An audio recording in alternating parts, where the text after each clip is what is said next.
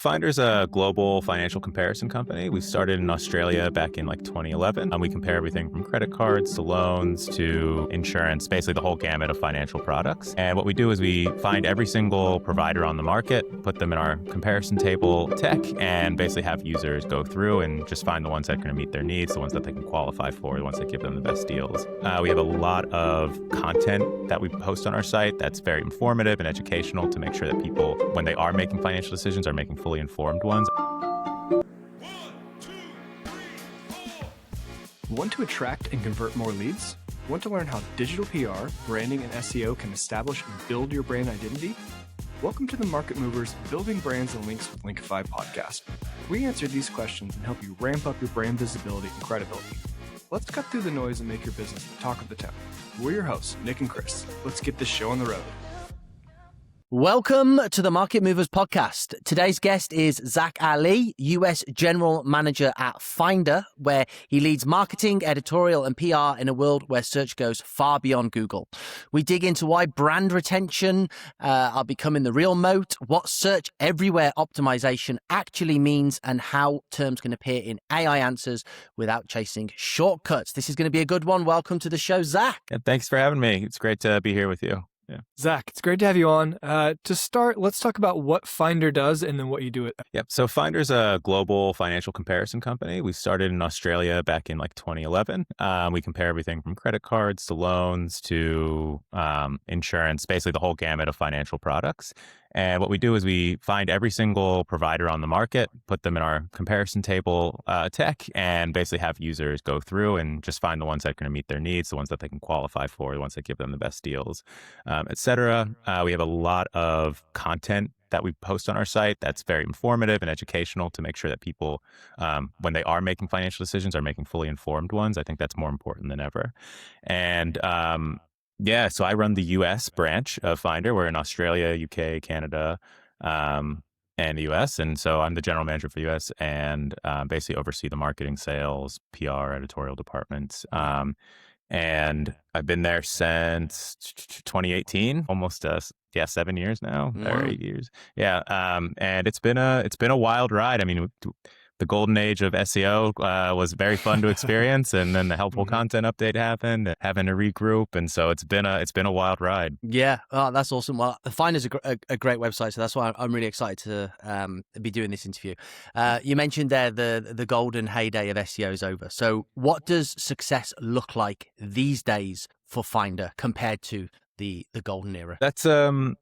That's an interesting question, right? It's what we're all, I think everyone in the industry is trying to figure out. Like before, it was very simple to measure traffic trends and clicks and conversions. And especially when you're an affiliate business that's built so much of its traffic on SEO, now that's sort of erasing, now that the top of the funnel is disappearing because people can just type into Google and get what they want, or in ChatGPT, and not really have to click through. I think we're all aware of the zero-click search environment that's happening right now.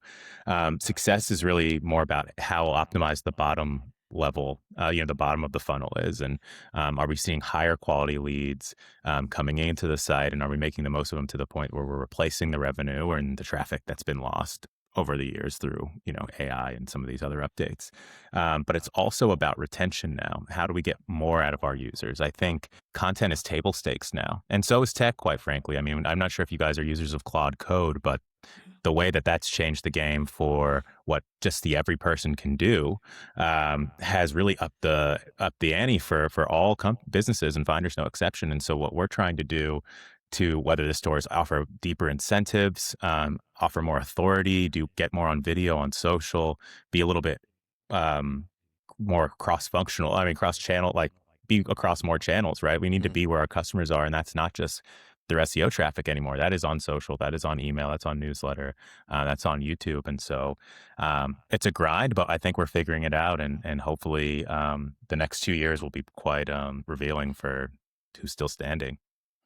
Yeah, and with that loss from the top of the funnel, like I think you're probably also starting to see traffic from the AI models as well. I know we're seeing that.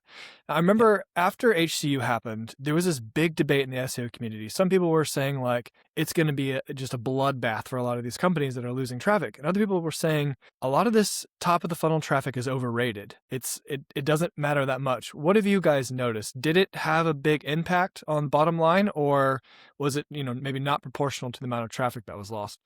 So the initial, I think everyone kind of had an initial jerk reaction. You're like, oh, wait, life didn't really change overnight. But it's the chipping away where you start to realize, oh, wait a minute, depending on what type of business you are, that top of funnel actually is really important. The gap from what is a credit card to someone taking out a credit card is actually not as distant as we might think. That's a very top of funnel query. But now they just go, we don't get that click anymore, right? And why would you? Like, as the end user for subjects really unrelated to the niches that we're all working in, we probably don't click in as much as we used to either. Like, it's sufficient to just ask GPT or Claude or Perplexity or Google half the time and just get the answer that they give. And so, I think some sites were demolished. Lyric sites that let you copy the emoji, so because you can't find it on the keyboard, like the real simple sites, those ones have been decimated. But I think it's been no exception in the finance niche, at least here in the States. I think we've seen a competitive environment get even more competitive. Yeah. Mm.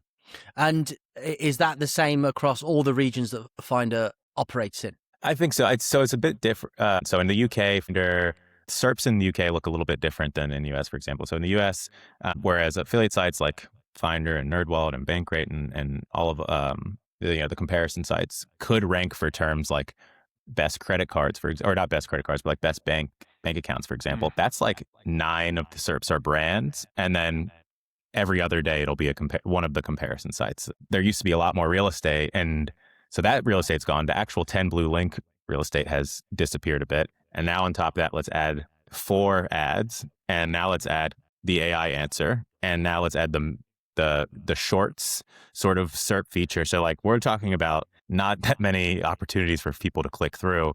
And then in the UK, it's not as drastic. Still think what the big one over there is compare the market. Yeah, and Martin Lewis's money saving expert. Money expert, yeah. He's still everywhere, actually, like dominates. So but he's true authority, I suppose. Well, that's perfect. I was going to say that's a perfect segue into what I was going to talk about. Are you guys on? Sure, you're on LinkedIn and you're seeing so many of these founder stories and these founder-led businesses now. That seems to be a key ingredient of this next sort of era, is to have a spokesperson, to have a face, to give yourself authority. Because again, AI has made it so easy to generate content that doesn't really matter if you were featured in whatever blogs before. You actually have to be like vocal and present and building that relationship with your audience, which is something Martin Lewis has done. And it's giving him stickability. It's giving him staying power. And so Finder's also trying to figure out its way to really build these relationships with our users and build that brand, because that's one of the only moats remaining. Yeah, and I think that becomes like your next big strategy. So if you're thinking about that, that's sort of when we had this shift. That's when the phrase "search everywhere" came from. Search everywhere optimization. So changing the way you're thinking about SEO. What has that meant for you guys? What you've kind of mentioned there that you're trying to figure that out. But what has been your strategy to broaden that the search strategy?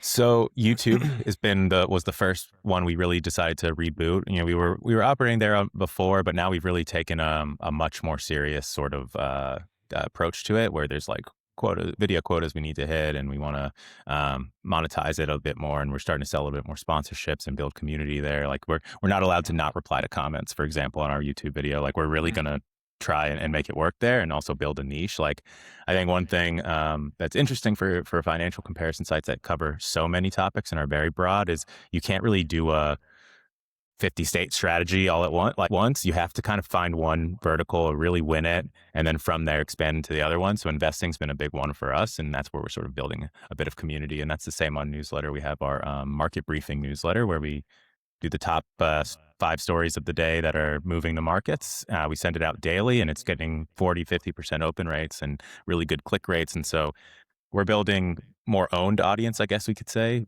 stuff where like Google can shut off tomorrow and we won't lose all of our eyeballs. So yeah, that's been a big focus, and we still haven't perfectly cracked it. Like we need to do more there and build our playbooks and build our systems, but that's where our head is at 24/7. How do we own more of our audience with the constant thought in the back of our mind, if Google turns AI mode as the default tomorrow, how do we stand on our own 2 feet? Yeah. You mentioned founder-led is like a theory that's a big part of it. Have you been like, hey, founder, you're on the YouTube channel now. Like, Right. Are you guys pushing that or like, because that's challenging for a lot of big companies where the founder or the CEO, they have a lot of responsibilities. And now if you're like, you're doing a podcast circuit, like, do they have time for that? How have you guys thought about that? Yeah, we're definitely trying to encourage. One of the founders loves it. So Fred, he's everywhere. And then Frank, he's more operational, but he's getting out there too. But I think maybe I misspoke because it's also employee led. Like I was mentioning before this call, Elena Verna of the Lovable, but she's not the CEO or the founder, but she's everywhere. And she's such a strong voice for what's going on right now that like I'm following her on LinkedIn and Twitter and her newsletter. And anytime I can get insights, I'm like absorbing them as much as I can, which is making me want to try Lovable and want to use it. Like I think anyone from the, bottom to the top, if they're building a voice and personality, then they're building the brand. And it's not just personal brand, it has the downstream effects. Yeah. Mm-hmm. And that's so smart. I've actually lost many weekends to Lovable. I love it. Lovable. Like I'm addicted, but yeah, that's really smart. I'm interested. How does that, because a lot of people, they won't have forward-facing founders or founders that want to be part of that discussion openly, and so having people from within the company doing that job, if they can do it well, like you suggested on the Lovable example, is great. Is that translating in the way that you're producing your YouTube content? How are you finding people within the organization? How does that strategy look like? So I would say Finder is in a funny position where like 80% of the people are introverts, which is not a great time to be introverted. So, I think through things like individual goals and success areas and sort of like coaching and sort of teaching people to get more out there. Because a lot of times introverts have some of the best opinions. They just don't want to be public facing, but getting them over that hump and then watching them come out of their shell and really, really become a voice and a thought leader in the niche that they're owning has been fun to watch. And it doesn't come naturally. I mean, maybe I'm an extrovert, but I'm probably on the most introverted end of being an extrovert. And so it's difficult for me to even start doing these podcasts. That's part of my success areas, is to want to go out and talk more and develop my speech. And so I can go out and build brand for myself or Finder or any other ventures I might have coming in the future. Like it will require some personality behind it, unless all of a sudden overnight I learn machine learning and I can do such complex things that AI can't replace me, right? So I imagine this will have I imagine it'll have a big impact on hiring as well. Because, I mean, it's always been a thing, go after people who have a personal brand. They're going to bring in business. But now you're throwing AI authority into it. And that's going to be a whole nother level. They're going to be like rock stars. Oh, totally. I mean, will people look at resumes anymore? Will they just type in, what do you know about so-and-so? And that I've done that. There's 2 other Zak Alis out there, and I'm trying to wipe them off of SERPs. I don't want them mentioned anywhere because I need to own my name. So yeah, I definitely think that's where we're headed. There's a Chris Pantelli who owns a Cypriot-based sewing company, and my goal is to crush him. We got to get him. Yeah, that's definitely interesting. I mean, you guys have crushed search like historically for a long time. What are you actually seeing in sort of traditional SEO now that is still working well for you? I think there's the objective language, the structure, using structured data, using all of the basics are still really effective. I think like when people need to really understand SEO content, it's for skimmability. It's not there to read the next Moby Dick. Like they want their answer. They want to get in and get out. And so formatting your pages in the way and writing them in a way that's very easy for a user to come in and digest is still, I think, what the winning formula is. Also getting backlinks and all of the, everything that we've learned up until now about SEO. But now it's about once you bring them in, this is the added component, is how do we fix the leaky bucket? Because again, you can't just continuously dump new users into the top of funnel anymore. It's now that you have an eyeball, they're much more important. There's like a 2x value on every single piece of traffic you get now. And so how do you put exit intent pop-ups and say, before you leave, download our spreadsheet so you can get their email and get them into your ecosystem? Or we offer Finder rewards. That's a big thing that we do, is where we literally take a sizable percentage of our commission that we make from people who redirect and click open accounts with our partners, and we give that back to the user. And so we have had some running with people like SoFi and people like eToro, and it's like, sign up and deposit your first $500 or $1,000, and we're going to give you $150 back, or 100, or whatever it is, 150, 100. In Australia, they've given as much as 500 back, and I think the UK is running some now as well. And so we want to pay people for making good decisions, because we want to leave that impression in their brain, like, oh, Finder, I have a good experience with them. Like they've given me a dopamine hit. Whenever I use their comparison site, I get something out of it beyond just I've been matched with who I wanted to get matched. I get money again, and right now is a great time to have a little bit of extra money. Yeah, so it's made you focus a lot more on conversion. So I think that's an important takeaway there.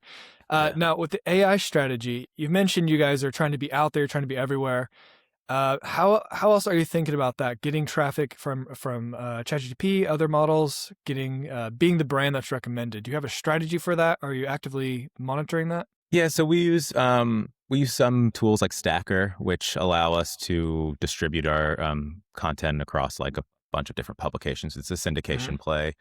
We'll blog on our partner sites sometimes. So it's like a lot of it, AI SEO or GEO or AEO or wherever we're calling it these days is just getting mentioned in links. It's like still the same game. It's a little bit more mentions, I guess, have a little bit more weight this go around, because AIs can understand context and meaning. And so that also acts as a vote of confidence. But yeah, getting mentions, being everywhere, making sure that our videos are in our content, and our video content links to our web content, and just having the whole ecosystem interwoven with each other. So it's very clear to all of the crawlers that this is Finder and these are all Finder's properties, and updating it as well. Recency, if we want some practical advice, recency has been massive for getting discovered and cited in LLMs. So we have a new metric we're going to roll out called page age. And basically, we're going to try and make it so that none of our pages are, none of our niches have average page age of over a year, right? We want to bring that down to everything's as recent as possible. Yeah, that's definitely an obvious factor. As a sort of AI search user, you can see recency is a massive contributing factor to the sources that are cited. So that's interesting. And I think if you have an ability to systematize that as a repeatable process, then you're playing a safe bet that you're going to win in that area. 100%. Yeah. When you say Stacker, are you reposting blog content from Finder across multiple places, and is that sort of a play to be in more sources that the LLMs can pull from? Yeah, exactly. So we'll post something on our blog, like, five finance resolutions you need to make in the new year, and then that'll get put into their RSS feed, that gets put out to Yahoo and a lot of local publications, and just spreads. And so now Finder is all of a sudden on 1,500 websites overnight versus just our own. Yeah. Have you noticed that you can impact answers just from something like that? So let's say you're going after like a very specific prompt, a very specific question. Can you put out like a press release or something on Stacker, blog content on Stacker, and then see an impact? Have you guys tried or tested anything like that? So we haven't measured it, too closely. I think it's been just like we're doing it because we feel it's the right thing to do. I would like to measure it. I think maybe we can probably run an experiment on that, especially now as partners are getting more and more interested in purchasing AEO sort of packages from us. So like, it's, to me, it's just branded content by another name which we've sold for years. But now it's branded content where impressions or views aren't the KPI. It's when someone searches in what are the best wealth planner folks, making sure that their name shows up in it. And so being able to use all of our tools at disposal to make sure that their name is one of those featured is a valuable resource, especially for those types of businesses. And so I think that's another thing I think we're seeing with affiliate businesses is all of the capability they built up in SEO and authority can now be repurposed in non-performance ways, in ways that benefit the partners through sheer visibility, which is something that I think a lot of SEOs have had trouble communicating to their C-suite, because they're like, what do you mean visibility? That doesn't, like, fuck visibility, doesn't pay the bill. Sorry, my language. But that's what that is a way to make money off visibility. It's not just vanity. That's really interesting. Zach, you mentioned at the top of the show about Lovable. So we're in the era now of vibe coding. It's a really exciting space to be. And we know historically a great SEO play has been tools, and the financial niche is perfectly aligned for like tool usage. Is that something that you've implemented? Is Finder vibe coding the hell out of finance calculators and stuff? And is that working? Yes. Oh yeah. I mean, that's because that influences engagement rate. I think that's the big that's one of the big ranking signals. I mean, one of all the Google links, people were like, oh, like Google's, because of Chrome is like their secret sauce. That's what gives them that advantage to know that if the web page is helpful, like not only are they clicking the title tag, but they're staying there long enough and interacting with the web page for so we can just make a determination that it's a good website. And so adding calculators, adding tools, adding interactivity, adding UX components that get people to linger just a bit longer, like cool infographics or videos, whatever it is. That's a huge part of SEO now because, again, the written word is commoditized. Like poetry and all that stuff, and maybe not, but like SEO content, 100%. Like GPT can answer 99% of this, but GPT's answers don't always include tools and videos and real people and real opinions, expert opinions as well, I think is a big one. I mean, that's not very interactive, but you might stay just a little bit longer to hear what the CEO of so-and-so has to say about that topic. That's really interesting because I think most people, when they talk about, vibe coding a calculator, it's either as a link magnet, something like that, or they think about it as like a big project. I hadn't thought about just improving your current content to make people stay on longer. How do you turn that into a process? If you're looking at, this is the content that already ranks, we want people to just stay on the page for longer. Now we have these extra capabilities in Claude Code or Lovable. How do you build in a process where you're always optimizing that content, adding new things to keep people on the page longer? Yeah, I mean, a lot of it can be done via automation, like setting up your own alerts in Slack that say, hey, this page is 60 days old, right? And so now you got that alert. So now you know to go check it. Our team is very good at understanding user intent and who the ideal customer is. And so would that person benefit from a calculator? Would that benefit from an experience where you can show and not tell how this thing works? And so getting them really familiar with things like Claude Code has been huge, because Claude Code, you can have your repository of your own skills, which can then say, this is how we create these are the design languages, the CSS classes. So it's not all big one jumbled mess. It actually is pretty uniform. And so I think things like calculators are becoming table stakes. It's not really, I don't think we'll see that as that belongs with product and engineering for much longer. I think that's the every person. Yeah. Yeah, and that's what's so exciting about it, isn't it? Right. Yeah, man, I love it. So considering that you guys are like at the forefront of all of this AI stuff, like has that impacted your content production process? Like, are you guys NAN like automating parts of it? Like, how does that look, and what does that strategy look like? Yeah, we're trying to be as AI forward as we possibly can. One of the big things I did, and this was a risky one, but as soon as, I think it was like last May, I essentially killed the SEO. I said, there's no more SEOs at the company. We're all generalist marketers, because being siloed into one channel is going to narrow your view of how you can compete. And so that was kind of the search everywhere optimization. It's like, look, the skills you have now of keywords and content and all that, that's good, but that doesn't work on Meta. And we need to also be on Instagram, and we also need to be on newsletter. So SEO is now just a piece of the pie, but we need to understand the whole pie. And, but you have to put the right training in place and make sure that you're working with these folks to make them feel like they can actually fit into these roles. But that's changed a lot. And also with editorial, it's like, you're not just the written word anymore. You are YouTube. You are going to go on TikTok and Instagram and go and just explain concepts and build community, build audience, reply to comments. So that's changed a lot. And again, I'm no expert. We haven't mastered it. So still trying to figure it out. But I think the more data we have and the more feedback we get, the easier it'll be to build the playbooks and the systems that make it scalable. Yeah, I'm sure that's fun too. Like one day you show up, one day you're a writer, the next day you show up, you're like, oh no, I'm on TikTok, huh? Oh, great. Right. I pictured you going into the office with like a shotgun and you went, right, you're all everywhere optimizing. Who's not going to make the grade? So, yeah. As you've started like, okay, now we're going to try and be everywhere. I'm sure some of these channels are channels you were already on, but maybe didn't have quite the focus as before. And I'm sure some of them were new channels. Have there been any nice discoveries like, oh, here's a channel we've never really invested in. It's actually becoming a decent source of traffic. Anything nice coming out of that? I'll say the lead quality we get from YouTube is out of this world. Okay. So for example, one of the partners we work with, like on web, they have a EPC of like $8. On YouTube, it's 70 or 80. Wow. So the leads are so qualified coming from you that I didn't like, that's kind of what blown my mind. It's like, oh wait, this is a source. Like the click volume's not there, but when they do click, it's really next level.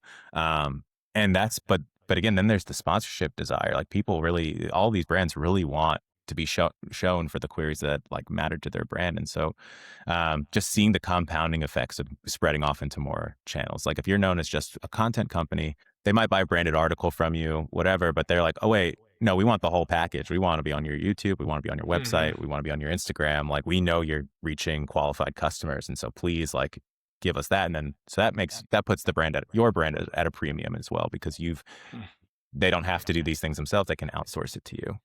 And with YouTube then, so what was, like Nick said, was that like an in the background thing that has now come to the foreground? And if it was, like, what does the YouTube strategy look like? Where's the focus? Scripts, thumbnails, you posting once a day, 100 times a day? Like, where's the strategy that's working? Yeah, so it was in the background. It was totally like, hey, maybe we'll do, and it was always done with the intention to put it on a piece of content on the site to improve rankings. Yeah. But now it's flipped. We're doing this to win on YouTube. Like now we're trying to make web content sort of the background, and YouTube and newsletter, those are all going to be at the forefront.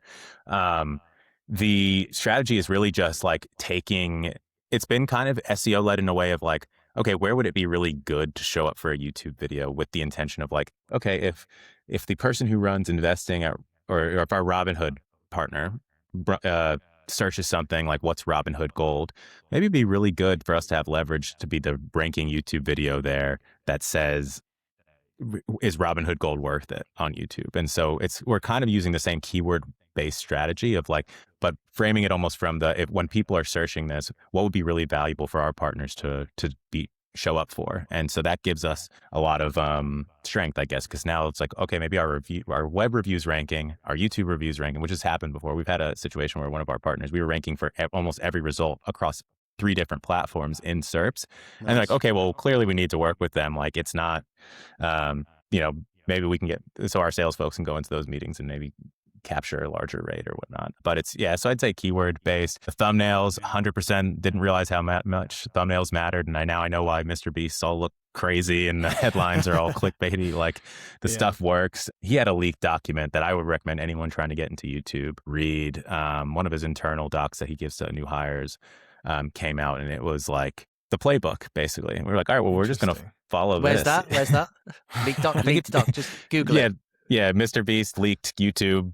I'm sure it'll come out. It'll be a PDF in someone's Google Drive. Yeah. Lovely. Nobody can like really replicate what he's done though. Like you just don't have the intensity of Mr. Beast. Right. We can't bury people alive yet, but we'll get there. Right. I think for a lot of people, YouTube is a challenging one to start, especially for bigger companies. On the small side, it's not that challenging. You need a webcam, a decent microphone.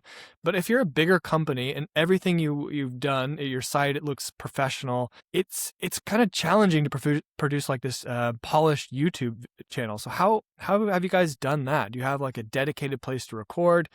Was that like a serious investment going, or were you able to start slowly? How did you do that? So to a degree, I think over polished turns people away. And so my directive almost was like, let's go raw. Let's make ours look like we're not a brand. Like, let's just let it be Matt, who's our investing editor. Like he films in his office. Okay. It's kind of raw. Like I want us to feel very authentic, because sometimes when you see these over polished videos from brands, you're like, it's just a brand video. Like it does not hit in your heart, right? Like Yeah. Okay, well that actually works out in your favor then. 'Cause I Right. agree, and I see some where it's like it's just the guy and he's an influencer. I'm like, you know, Yeah. you make a full-time living just doing this, so you're Right. obviously just coming up with things and yeah, Yeah. it's exaggerating here and there. Yeah. Right. And I suppose it's a lot of fun as well, isn't it? Because it got to a point. I mean, the glory days of SEO were obviously incredible. You just Mhm. That was you great. build processes, yeah, publish content, do a YouTube video so you can embed it in the post, and you know, good traffic, blah blah blah blah blah.